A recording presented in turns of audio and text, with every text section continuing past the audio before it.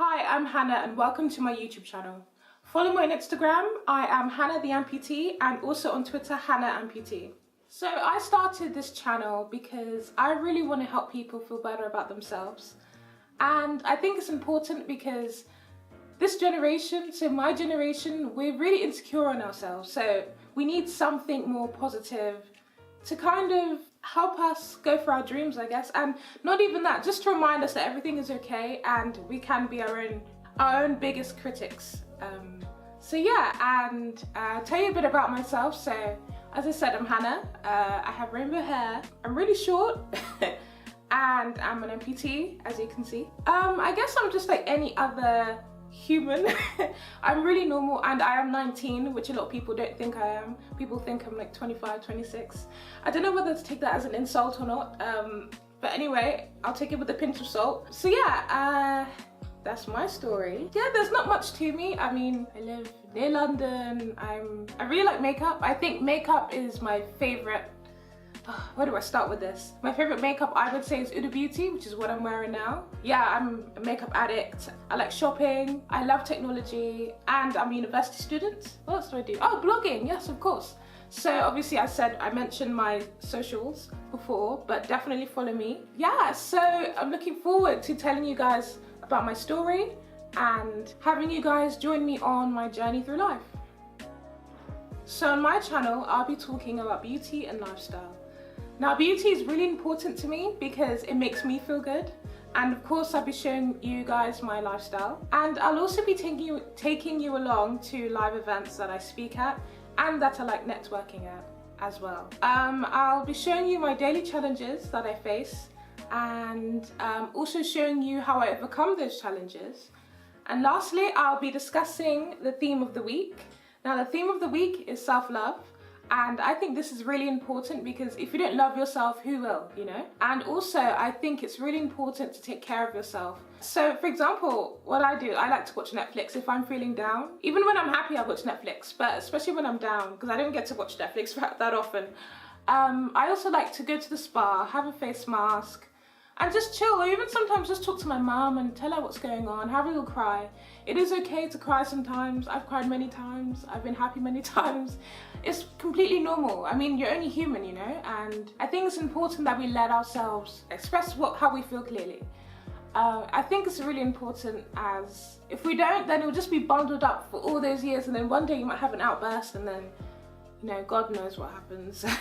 Moving on, I'm going to be telling you my daily challenges. Now, one daily challenge I have is getting up in the morning because I'm extremely tired every day. More seriously, I do sometimes have trouble putting on my prosthetics, which I think a lot of amputees do. So that, I think, is not just me. Also, another thing I have trouble with is contouring. Now, I know a lot of people say, oh, but she's so nice and her hair, I mean, her makeup is really nice and everything. But honestly, sometimes it's a bother. Like when you need to get up at 6 o'clock and be somewhere by 9 AM and you're rushing and your highlight is not on point. My God. Anyway, moving on. I will tell you a bit of my past. Now, I am half Sierra Leonean, half Nigerian. And the way I grew up, well, the way my parents brought me up, it was very traditional, I guess. So a lot of people would think, oh, her parents must have babied her because of what happened and everything. Well, it was totally, no. I mean, coming from an African household, my parents still beat me when I was younger, if you can believe, I know. What else did they do? I think my parents were very patient with me because of the series of events that led to me having amputations, and they were very honest with me. So for example, if I couldn't do something, they would push me to do it, but then also be honest to themselves that, oh, maybe it will take her time to do this, maybe not now, maybe not this year or this minute, but one day. And then obviously they will slowly work with me on how to do that. So for example, dressing myself, I couldn't do that when I was younger, up until I would say high school, which is shocking. But yes, for me, it took me time to learn how to do that myself. And even before, I used to crawl everywhere. I wouldn't actually be able to walk. I mean, I could walk, but I just was too scared to. And then, so that was about up until just after I started primary school, because obviously you see everybody else walking and you kind of want to do that too. You want to be with your friends and everything. What else couldn't I do? I think one thing I didn't like doing was using a computer, which is quite funny because now that's all I ever do is use my computer. So I had an adapted one, which I hated, but I was forced to use, unfortunately.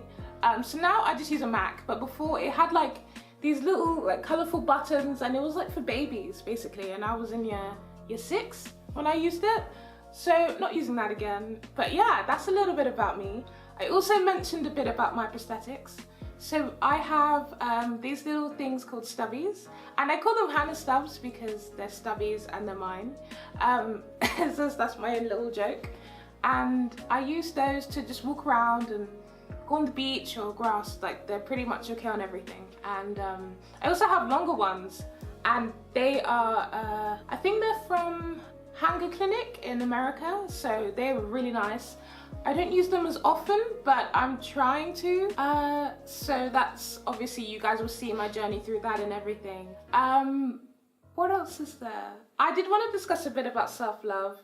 Now, for me, self-love is very important because without that, I wouldn't be as confident as I am now. And a lot of people ask me, Hannah, how did you become so confident? How did you like become so fearless? And the thing is, I'm not fearless, I am confident, but I also have a long way to go. So for someone so young, so at 19, it took me how many years? I don't even know. I think it was from about the age of 16 that I started becoming more confident and learning about myself. And I think that was through my parents, especially my mum and my brother, because they are very like straight talking. So they would tell me as it is, and then I would realize, oh wait, hold on, they can't help me, I have to help myself.